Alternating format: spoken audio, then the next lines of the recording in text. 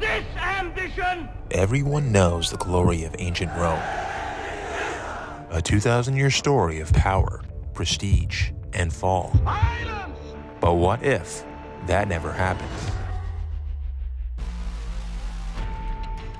All lies crafted by devious monks of the Middle Ages, in the greatest hoax ever perpetrated on man. The level of the fraud is staggering. What they did was to take all the Middle Age rulers that they knew about, rename them, and push them back in time hundreds of thousands of years, and create them again as Julius Caesar and all these other fellows.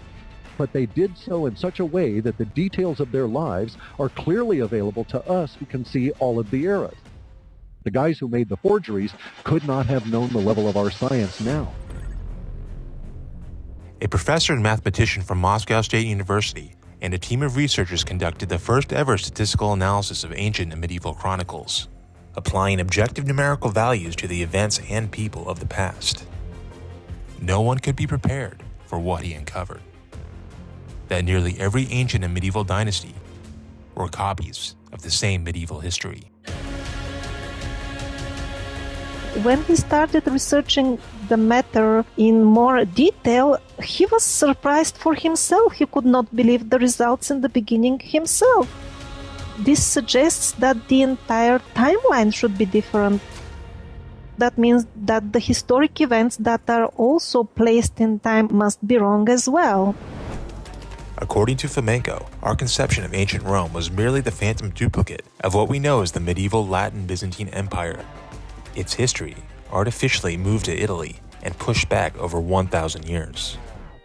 Everybody who's ever made a movie about the gladiators and those funny little skirts needs to rethink that and put them into medieval garb. Because Rome was actually created in the 1400s. The Catholic Church established itself in Rome after Rome created itself in the 1400s. Fomenko's theory pissed off historians and academics, but he wasn't the first to question the existence of ancient Rome. In 1685, French Jesuit scholar Jean Hardouin wrote that he believed that most Roman and Greek texts were forged by Benedictine monks.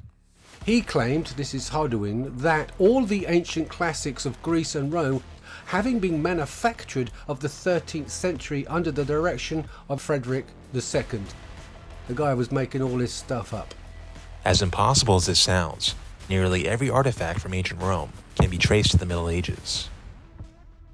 But perhaps there's no piece of evidence more damaging to the myth of the Roman Empire than Pompeii. Pompeii was destroyed in an eruption in the 1600s, and we know that because the implements that are uncovered there are medieval in origin, and that there was only one eruption in Vesuvius that could have covered Pompeii, and it occurred in that year.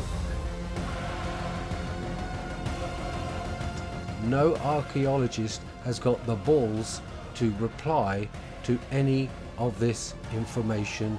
Absolute silence.